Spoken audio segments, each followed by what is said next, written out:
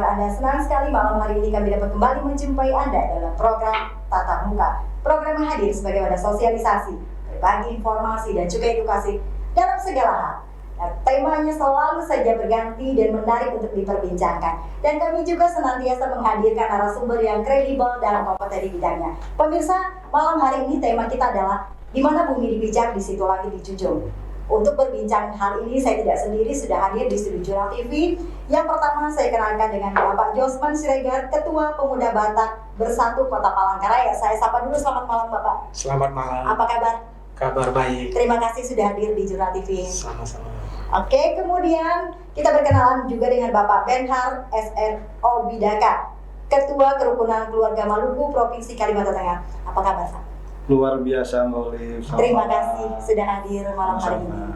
Pemirsa, malam hari ini kita akan berbincang-bincang seperti apa teman-teman di sini menyikapi adat, budaya, kemudian kearifan lokal yang ada di Kalimantan Tengah. Mengingat teman-teman ini berasal dari provinsi lain. Seperti apa juga mereka mengkomunikasikan setiap adat budaya, kearifan lokal yang ada di Kalimantan Tengah ini kepada warga yang ada di dalam paguyuban mereka. Pemirsa, bersama saya Olivia Teja, inilah Tatap Muka selengkapnya.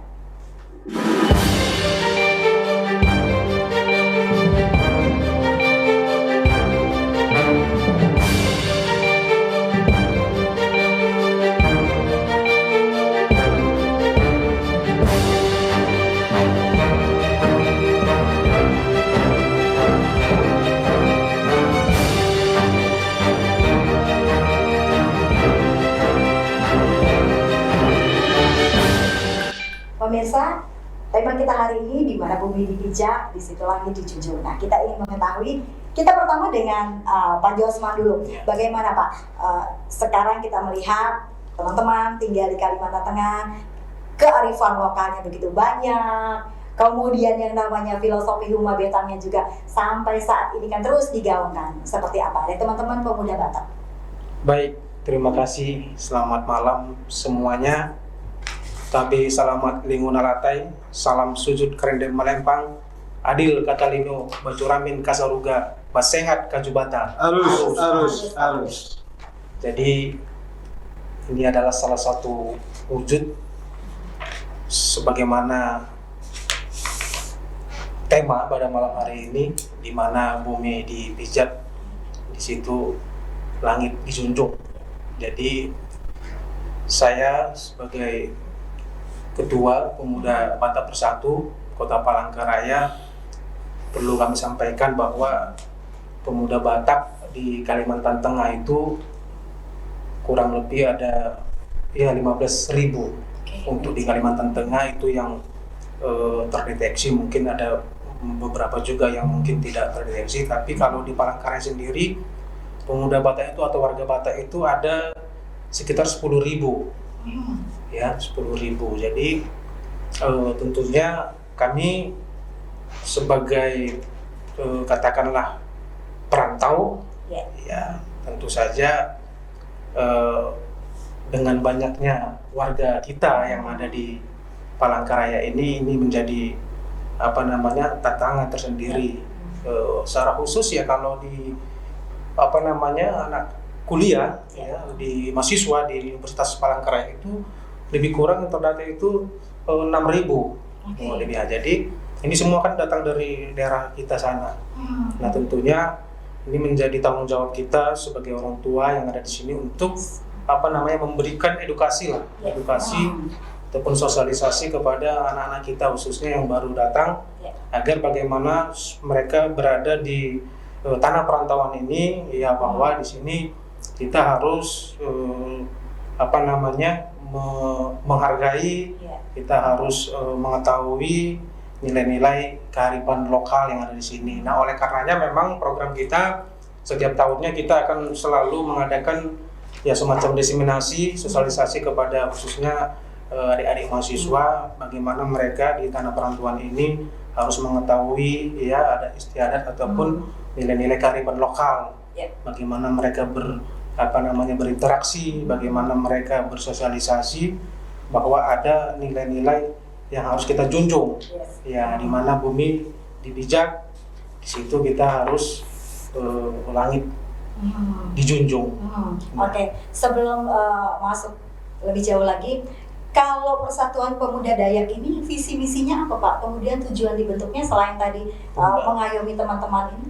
Iya, jadi Pemuda Batak Bersatu kita organisasi nasional, ya bahkan kita ada di 5 negara, ya.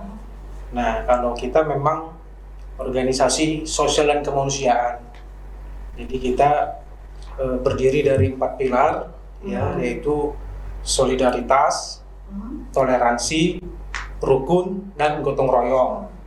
Nah, oleh karenanya dimanapun kita berada, tentu dari 4 pilar tadi itulah yang kita jalankan yang menjadi modal kita. Nah, oleh karenanya memang ketika kita juga masuk atau berada di Kalimantan Tengah ini, kita senantiasa ya bersinergi, berkolaborasi dengan ormas-ormas yang ada di Kalimantan Tengah ini, khususnya ormas-ormas lokal. Nah, oleh karenanya Pemuda Batak Bersatu dalam hal ini kita tergabung dalam ormas kebangsaan, forum kebangsaan yang terdiri dari ormas-ormas lokal dan kerukunan ataupun paguyuban lainnya. Jadi ya sama seperti visi dan misi kami di Pemuda Batak Bersatu, bahwa kita ini ingin bersinergi, berkolaborasi ya dalam rangka apa? Dalam rangka membangun di mana kita berada di Kalimantan Tengah ini, khususnya Kota Palangkaraya. Seperti itu. Oke, saya bergeser ke Maluku dulu. Maluku kita lebih familiar itu Ambon, Pak. Ya. Padahal kalau kita tahu Maluku kan ada 3 nih, kalau saya tidak salah tolong betulkan. Yang terkenal kan 3 tuh, Maluku Utara, Tenggara, kemudian satu lagi apa ya Pak? Mungkin saya koreksi dulu. Oh iya, nah langsung saja Pak koreksi. Iya, jadi sebenarnya kalau Maluku sendiri itu dia pecahannya cuma ada 2. Jadi Berarti saya nambah sendiri Pak? Ya, selain Provinsi Maluku ada Maluku Utara. Oh iya Maluku. Okay. Sementara Ambon itu adalah ibu kotanya Provinsi Maluku.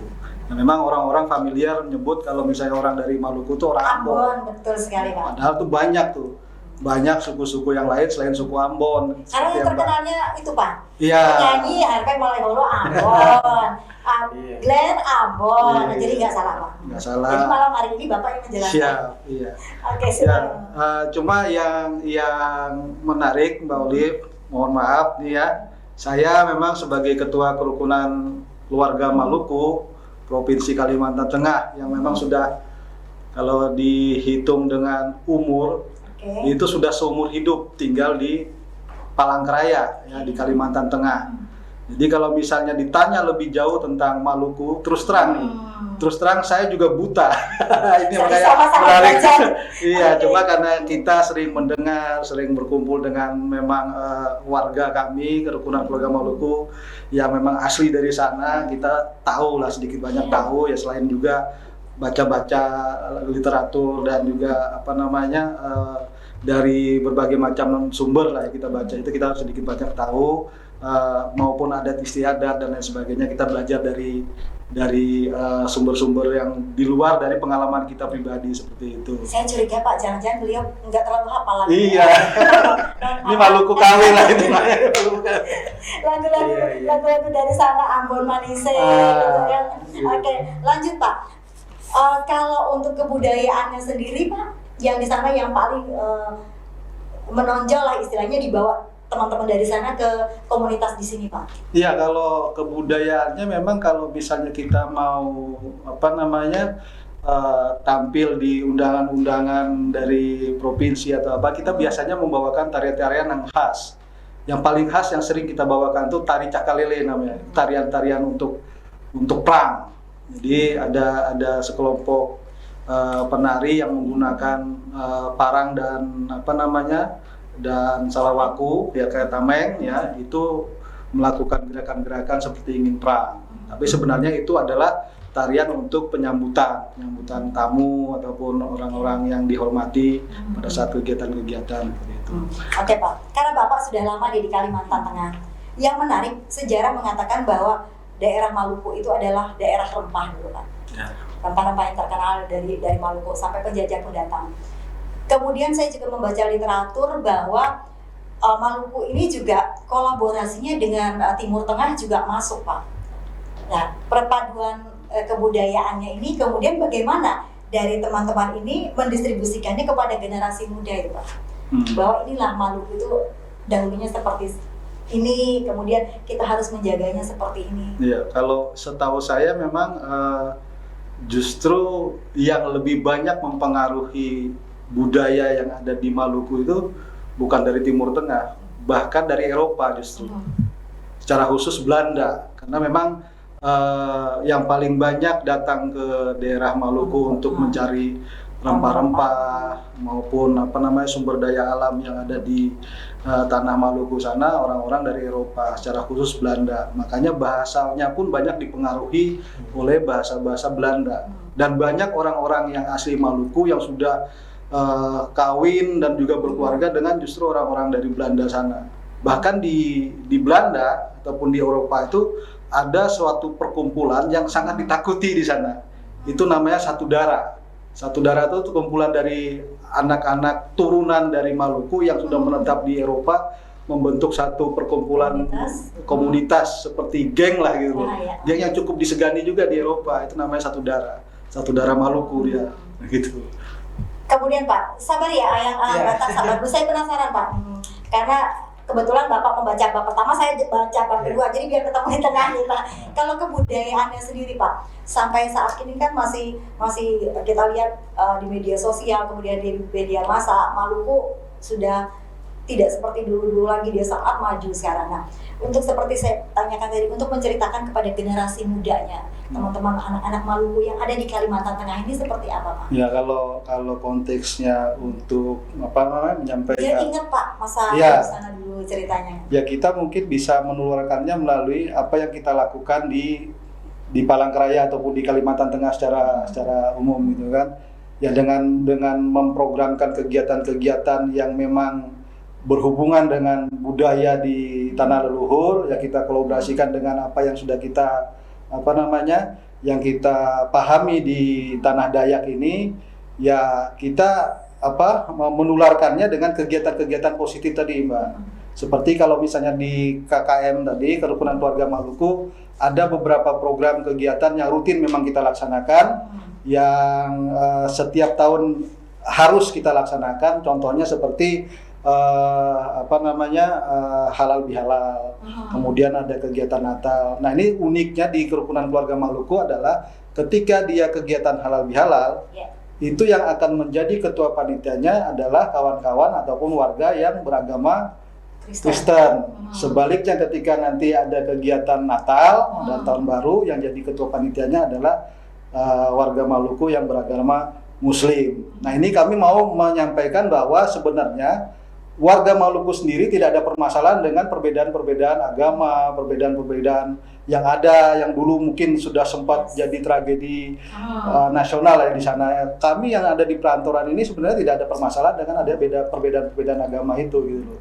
Dan kami dapat hidup rukun, kami bisa menjaga solidaritas dari warga kami sendiri ketika ada permasalahan-permasalahan ataupun ada pergumulan-pergumulan yang dihadapi oleh warga, mau dia agamanya Islam, mau agamanya Kristen, kami pasti akan datang untuk semua membantu gitu, saling membantu maksud saya. Berapa lama Pak sudah kerukunan ini berdiri di Kalteng? Kerukunan kurang lebihnya ya mungkin sudah puluhan tahun, sekitar 20-an tahun lah Mbak. Saya sendiri sudah menjadi ketua Kerukunan Keluarga Maluku ini udah 2 periode, karena baru pemilihan kemarin dan terpilih lagi dari tahun 2018 sampai dengan sekarang. Saya kebetulan juga mewarisi dari almarhum Bapak. Jadi almarhum Bapak saya dulu pernah jadi ketua Kerukunan Keluarga Maluku juga sekitar tahun 90-an. Nah, kemudian kebetulan saya yang banyak kenal dengan sesepuh-sesepuh yang ada di sini, yang ada di perantauan di Kalimantan Tengah khususnya, dan juga bisa menghubungkan antara generasi yang tua dengan generasi yang muda, sehingga walaupun saya belum pernah ke tanah Maluku sendiri, jadi saya yang ditunjuk untuk mengkoordinir, mengayomi teman-teman yang ada di perantauan sini. Gitu. Turun-temurun Pak Jasman, apa itu oligarki Pak? Kan? Untuk kegiatan sosial dia nggak ada masalah kayak. Maklum karena bawa pemilu kita agak sensi gitu loh, mendengar pemilu masuk. Oke, sebelum kita lanjut saya bergeser ke Pak Josman. Pak Josman, kontribusi teman-teman yang sudah dilakukan untuk Kalimantan Tengah Palangkaraya apa aja Pak? Untuk segi sosial, kemanusiaan.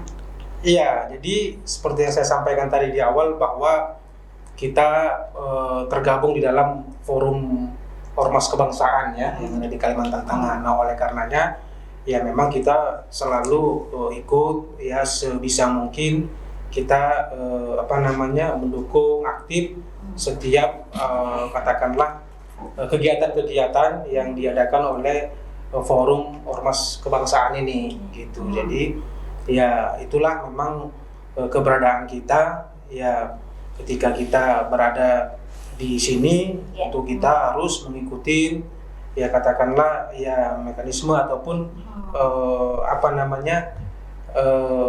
bagaimana apa yang disampaikan kepada kita di dalam forum ya kita mendukung gitu. Jadi berapa lama sudah Pak yang berdiri Perkumpulan Pemuda Batak Bersatu? Kalau Pemuda Batak Bersatu ini ya dia berdiri tahun 2019 ya kalau secara organisasi, tapi kalau keberadaan warga Batak tentunya di Kalimantan Tengah ya seperti kita ketahui ya sudah sangat lama ya, sudah puluhan tahun. Makanya di sini banyak sesepuh-sepuh kita, orang-orang tua kita yang punya banyak cerita lah tentang bagaimana. Jadi memang kita patut bangga ya, kita patut salut ya, atas keberadaan di Kalimantan Tengah ini bagaimana mohon maaf ya falsafah ataupun filosofi Huma Betang itu ya, jadi kita di sini merasa diterima ya kan, bagaimana falsafah Huma Betang itu ya tidak sulit ya Pak ya? Tidak sulit ya, bagaimana kesetaraan sesama manusia ya, persaudaraan ya kan. Contoh tadi kan dari Maluku sudah menjalankan filosofi Huma Betang itu sendiri, keragaman ketika ada acara mereka sweet. Oke. Sebentar Pak, saya challenge dulu dengan Pak Josman. Pak Josman, masih ingat nggak lagunya dari Batak? Lagu dari Batak? 1, 2, apa Pak yang Bapak ingat? Kemudian tariannya, tadi taruh mungkin. Lagu apa? Yang mungkin sering Bapak dengar di rumah, di orang tua dulu. Saya curiga jangan-jangan Bapak lebih hafal lagu Manasai. Mantap, luar biasa. Sebelum dijawab Pak, kita break dulu. Silahkan kita minum dulu. Pemirsa, jangan kemana-mana, kami akan kembali setelah jeda pariwara berikut ini. Tetaplah bersama kami di Tatap Muka.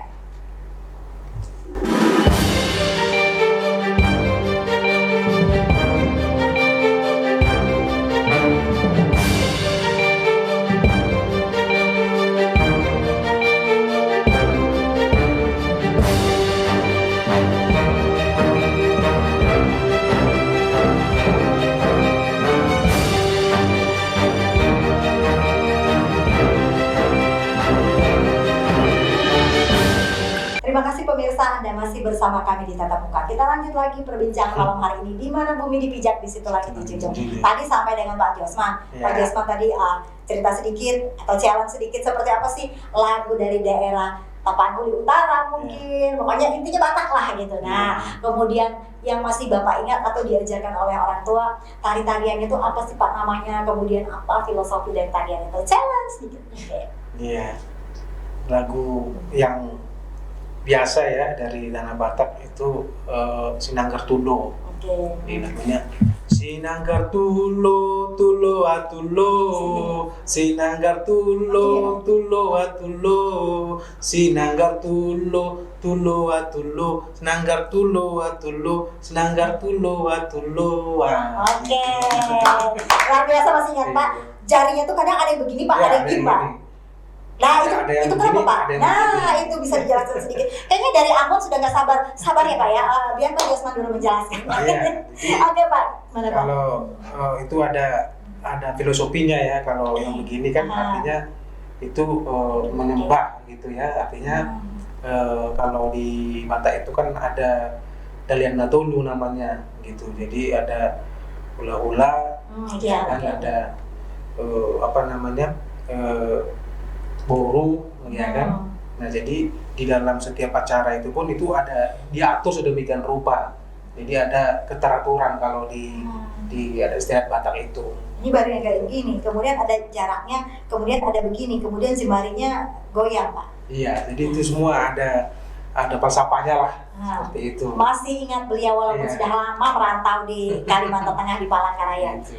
Tadi lanjut kita ke kontribusi teman-teman. Nah, pertanyaan berikutnya, sepertinya dari Ambon udah gak sabar.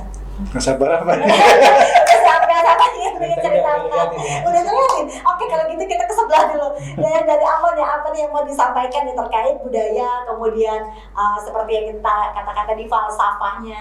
Oke, ya kalau kami melihat kebudayaan yang ada di Tanah Dayak nih, kemudian penerimaan masyarakat yang ada di Tanah Dayak ini sangat luar biasa bagi kami para pendatang, khususnya warga Maluku yang ada di Kalimantan Tengah ataupun yang ada di Palangkaraya. Kenapa saya bilang seperti itu?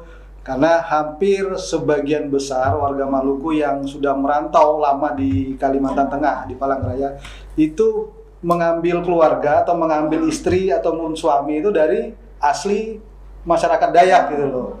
Nah, nggak usah jauh-jauh lah, saya sendiri, istri saya asli dari Barito Timur, Uluh Manyan ya. Jadi kita bingung Pak, yang mana yang asli, mana yang enggak Pak ya.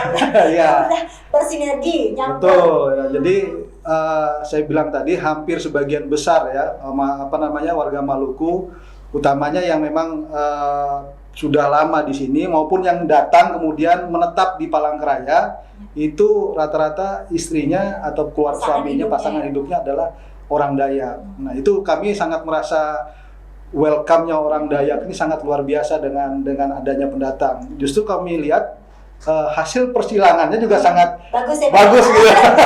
Perbaikan keturunan ya kan. Kami yang punya rambut keriting, kulit hitam, dapat orang Dayak itu jadi ada perubahan warna kulit, rambut jadi bisa lurus seperti itulah. Oke, di samping itu Pak, pertanyaan berikutnya karena tadi kan sudah campur menyampur.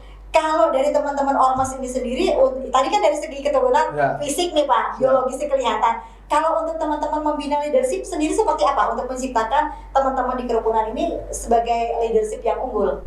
Mengingat itu adalah pesan dari presiden kita. Ya, kalau untuk membina adik-adik yang mungkin generasinya di bawah saya gitu kan. Kalau yang sudah di atas nih kita nggak bisa membina lagi, justru kita minta pembinaan dari mereka ya. Memang kalau di kerukunan keluarga Maluku ada satu bidang kepemudaan ya, itu terdiri dari patimura muda yang ada di kerukunan kami, yang memang kerjanya pun sudah di berbagai bidang. Jadi memang di berbagai bidang, ada yang di instansi Polri, TNI dan sebagainya ya. Ada juga yang swasta. Nah, untuk kegiatan pembinaannya sendiri kami lebih banyak ke kegiatan-kegiatan yang sifatnya sosial, kemudian olahraga seperti itu. Dengan kegiatan-kegiatan positif seperti itu, walaupun tidak secara langsung ataupun secara spesifik untuk membina leadership tadi, dengan kegiatan itu mereka juga bisa melihat gitu loh, melihat bahwa kegiatan yang kita laksanakan ini sangat positif, kemudian hasilnya juga bisa menumbuhkan suatu spirit bagi mereka untuk tetap melaksanakan kegiatan pembangunan yang ada di Provinsi Kalimantan Tengah melalui bidang-bidang pekerjaan, melalui keberadaan mereka masing-masing di setiap sektor yang ada gitu. Oke, saya bergeser ke pemuda Batak lagi, Bang Josman, menanggapi dari sana leader kepemimpinan. Untuk Bang Josman, Pak Josman agak beda sedikit.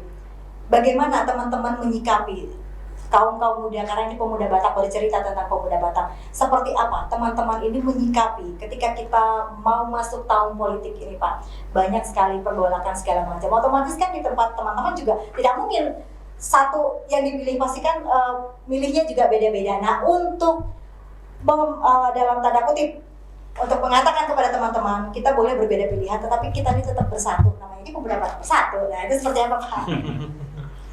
Iya, jadi seperti tadi yang kita sampaikan ya di awal, bahwa pemuda Batak Bersatu ini sebetulnya sifatnya lebih general gitu. Nah, jadi kalau untuk di warga Batak sendiri itu kan itu banyak marga. Iya, jadi kalau untuk kegiatan-kegiatan di warga Batak itu mereka juga ada yang namanya punguan-punguan. gitu. Jadi punguan marga ini, jadi banyak sekali. Kalau saya tidak salah itu punguan aja di sini tuh ada sekitar 30-an gitu punguan marga. Nah jadi kalau untuk eksekusi di dalam tadi soal adat istiadat dan segala macam itu memang ranahnya lebih banyak di punguan marga itu gitu. Nah jadi kalau kita memang Pemuda Batak Bersatu ya lebih kepada sosial dan kemanusiaannya gitu. Nah jadi kalau bicara tadi disampaikan bagaimana ya tentu kita mungkin tidak terlalu jauh ke ranah sana, tetapi ya bagaimana kita keberadaan kita di Kalimantan Tengah ini sebagai perantau, bagaimana kita bisa berkontribusi ya, bagaimana pemuda-pemuda Batak bisa menjadi bagian daripada pembangunan yang ada di Kalimantan Tengah ini dengan segala potensi yang ada. Nah makanya tadi saya sampaikan tentu kita harus tetap bersinergi dan berkolaborasi karena ya biar bagaimanapun kesejahteraan kota di mana kita ada adalah kesejahteraan kita juga gitu. Nah itu yang selalu saya sampaikan di banyak kesempatan ya, saya selalu sampaikan kepada kawan-kawan, rekan-rekan ya, saya bilang gitu bahwa kita di sini ya bagaimana kita bisa berbuat lebih baik ya, bagaimana kita berkontribusi dengan tetap menjunjung tinggi di mana bumi dipijak di situ langit dijunjung. Karena begini Bu Olive, jadi kami ini kan punya karakter tersendiri Batak ini gitu. Jadi ketika kawan-kawan yang baru datang, khususnya adik-adik mahasiswa yang baru datang ke ke Kota Palangkaraya atau Kalimantan Tengah ini kan tentu ada juga nilai-nilai yang tidak bisa juga serta-merta dibawakan atau diaplikasikan di tanah perantauan ini gitu. Nah, contoh Pak. Ya contohnya misalnya ya kalau pernah dengar lagu ya kan biar kambing di kampung sendiri tetapi di perantauan. banteng di perantauan. Nah itu kan kalau dimaknai secara ini aja kan nggak bisa gitu. Kalau misalnya di perantauan jadi banteng nyuruh aja ya kan tidak seperti itu gitu. Artinya kalaupun jadi banteng ya banteng dalam hal prestasi misalnya, banteng dalam hal aksi sosial dan kemanusiaan, banteng dalam hal yang positif gitu. Jadi itu yang selalu kita sampaikan gitu. Jadi agar tidak salah membawakan diri gitu. Harus bisa beradaptasi, harus bisa membawakan diri di tanah perantauan ini.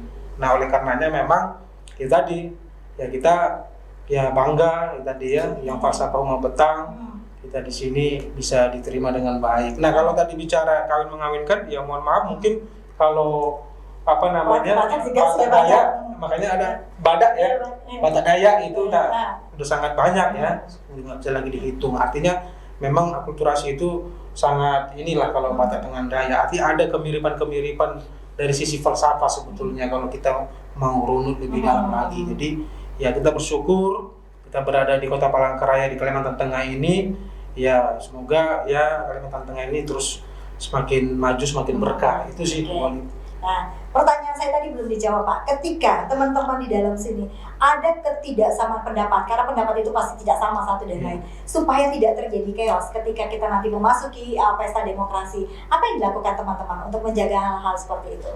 Iya, tentunya ya kita juga harus dewasa ya menyikapi dinamika politik lah kita bilang gitu.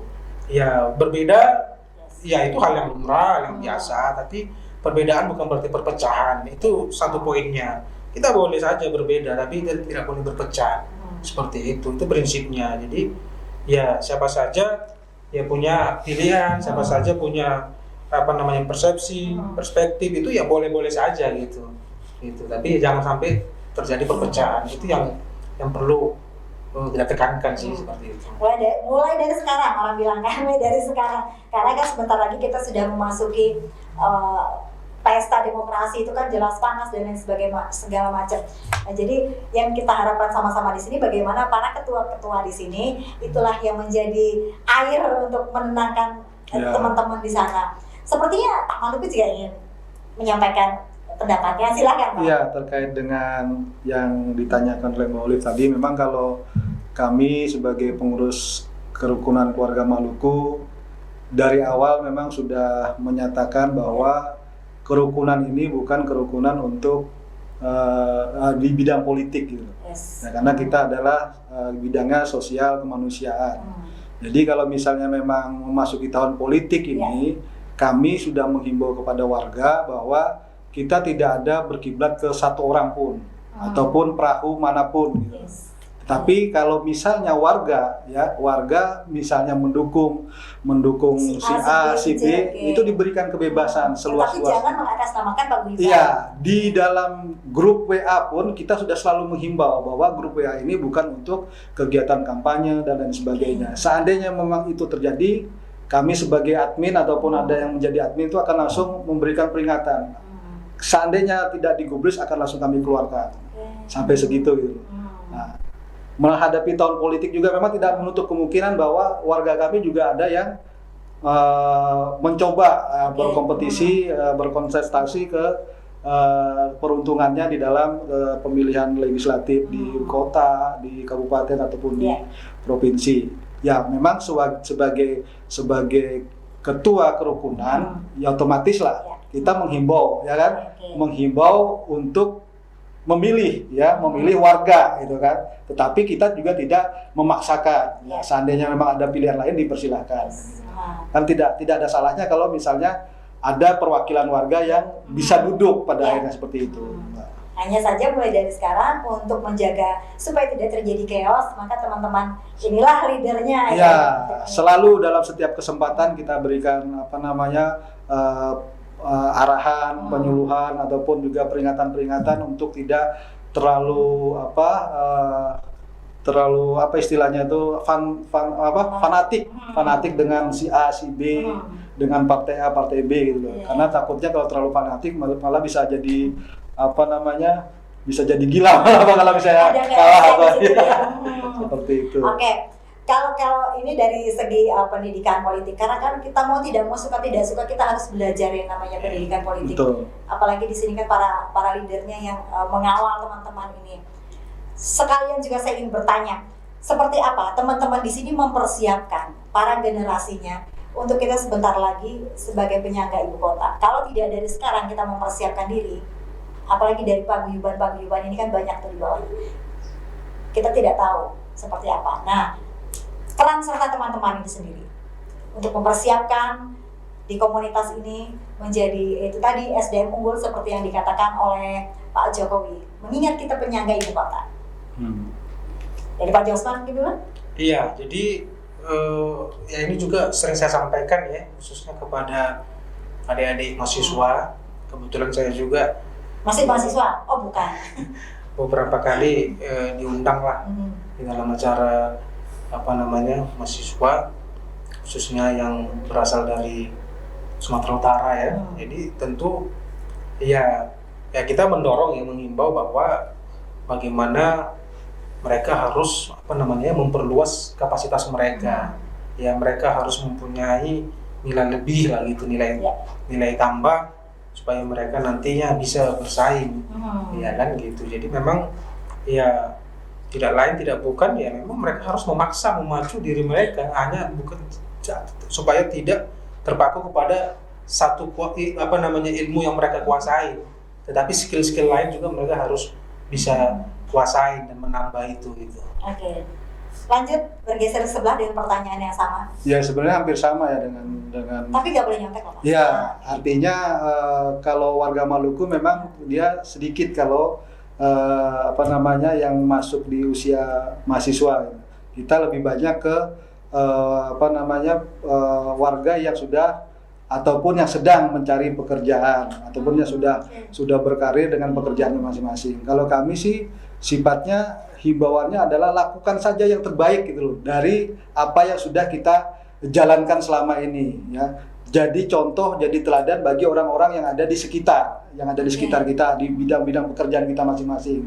Jadi contoh, jadi teladan, lakukan yang terbaik, ya, otomatis itu nanti akan menularkan bagi orang-orang yang ada di sekitar, kita. Ya, pengembangan diri, pengembangan pribadi itu bisa kita dapatkan dengan ketika kita melakukan apa yang sudah menjadi keahlian kita dan kita kembangkan jauh lebih baik lagi gitu loh. Seperti itulah Mbak. Oke. Pertanyaan berikutnya.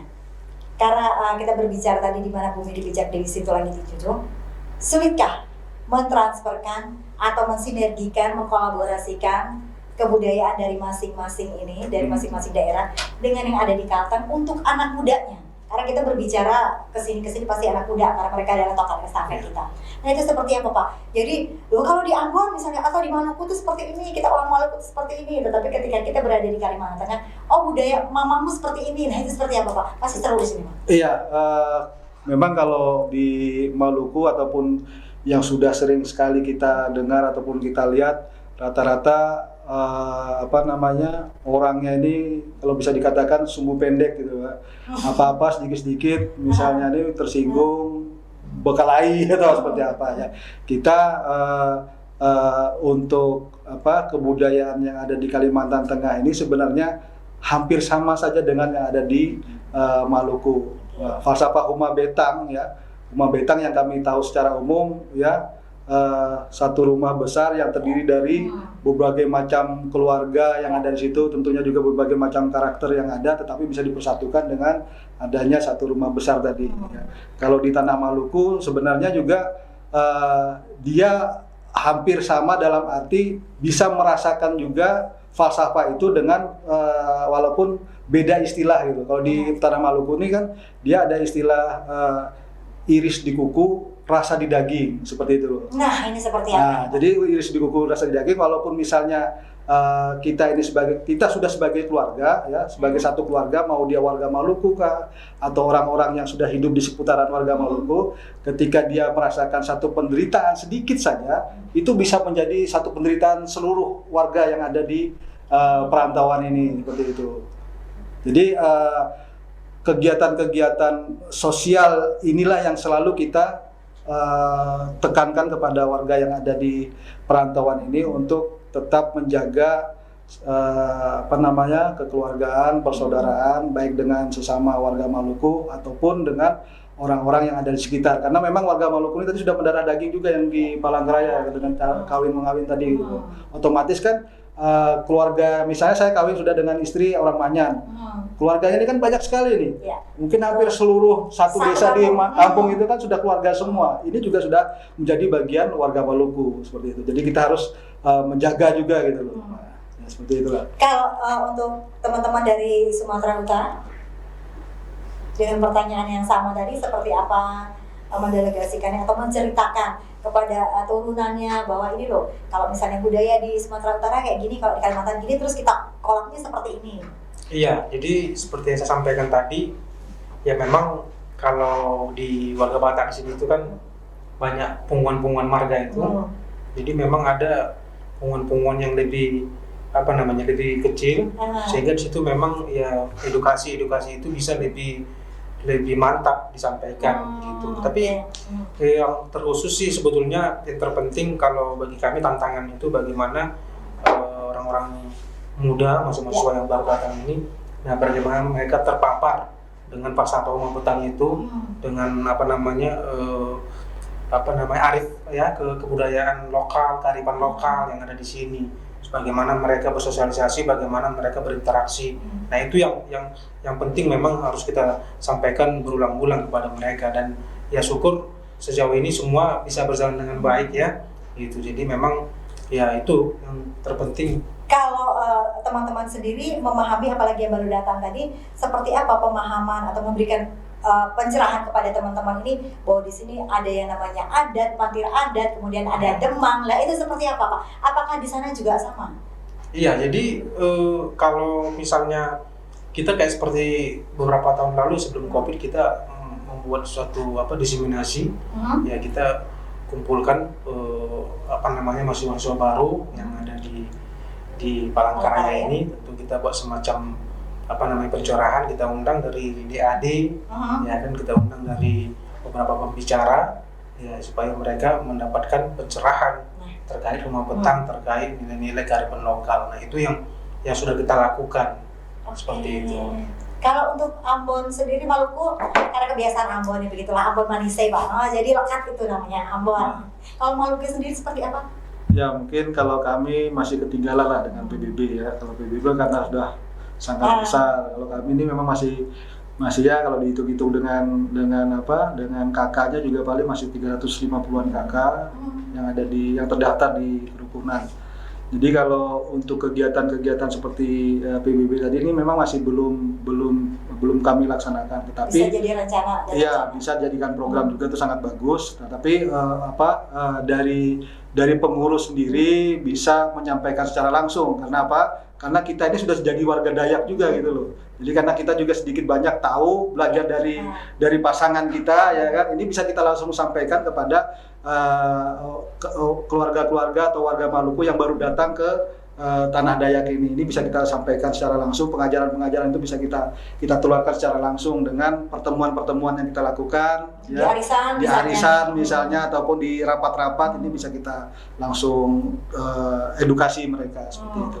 Oke, karena kita sudah berada di penghujung segmen, kalau menurut narasumber berdua pendapat masing-masing, karena ini adalah ormas organisasi kemasyarakatan, seberapa besar apa yang menjadi kritik, saran, kemudian keinginan yang ada pada kita ketika kita melihat suatu kebijakan pemerintah itu tidak dalam tanda kutip tidak sesuai. Seperti apa memberikan masukan edukasi dan seberapa besar menurut narasumber berdua kita akan didengar oleh pihak eksekutif dari pojok lutut. Iya, memang keberadaan ormas ini harapannya sih sebenarnya bisa memberikan masukan, memberikan kritik ketika memang kebijakan dari pemerintah itu tidak sesuai dengan apa yang orang banyak inginkan seperti itu. Tapi kembali lagi bahwa ormas ini istilahnya tidak bisa juga memaksakan harus begini, harus begitu gitu kan. Ya bersyukur kita di forum kebangsaan ini ada koordinator, ada kepengurusan tersendiri juga yang mungkin kita bisa menyampaikan aspirasi itu melalui pengurus tadi, melalui koordinator forum kebangsaan tadi seperti itu gitu loh, Mbak. Kalau secara langsung dari kami sendiri ya apalah kami gini, kami sebagian kecil saja dari masyarakat Dayak yang hanya bisa memberikan masukan, aspirasi kepada forum, kemudian forum lah nanti yang akan menyampaikan ke pemerintah ataupun kepada orang-orang yang berkompeten. Oke, kalau dari Pemuda Batak seperti apa? Iya, jadi pada prinsipnya tentu seperti saya sampaikan di awal tadi bahwa ya kita ingin berkontribusi ya dengan cara bersinergi, berkolaborasi dengan siapapun ya kan, untuk demi kemajuan pembangunan Kalimantan Tengah, Kota Palangkaraya. Jadi ya itu kalau kita memang ya itu yang kita selalu tekankan kepada semua gitu. Mari kita berkontribusi, berdampak gitu. Kita membangun bersama gitu. Karena kita sudah berada di segmen terakhir, closing statement dari Ambon dulu. Jauh banget Pak dari Ambon Maluku. Dari Pak Benhart. Terkait dengan tema kita malam hari ini, di mana bumi dipijak, di situ lagi dijunjung. Ya, kami sebagai warga pendatang, khususnya kerukunan keluarga Maluku, Provinsi Kalimantan Tengah, merasa sangat diterima di tanah Dayak ini. Kami bisa berkontribusi juga di dalam bidang kami masing-masing untuk membangun Provinsi Kalimantan Tengah, provinsi yang sangat kami cintai ya, dengan falsafah Huma Betang ini sangat luar biasa bagi kami juga yang menjadi pendatang di Provinsi Kalimantan Tengah ini, sehingga kami juga bisa merasakan bahwa siapapun kami, warga Maluku yang ada di Provinsi Kalimantan Tengah ini merasa bahwa ketika kami menginjakkan kaki kami di bumi Kalimantan Tengah, maka langit Provinsi Kalimantan Tengah ini yang harus kami junjung tinggi. Seperti itu. Dari Pak Josman, silakan. Iya, jadi Pemuda Batak Bersatu tentunya akan selalu bersinergi dan berkolaborasi untuk pembangunan Kalimantan Tengah, Kota Palangkaraya. Semoga Kalimantan Tengah semakin berkah. Itu saja, Mbak. Oke, terima kasih kepada kedua narasumber yang sudah hadir pada malam hari ini. Sama-sama. Kepada Pak Benhart selaku Ketua Kerukunan Keluarga Maluku Provinsi Kalimantan Tengah, dan juga kepada Pak Josman Siregar, Ketua Pemuda Batak Bersatu Kota Palangkaraya. Terima kasih untuk kesempatannya sudah berbagi sharing bersama kami pada malam hari ini.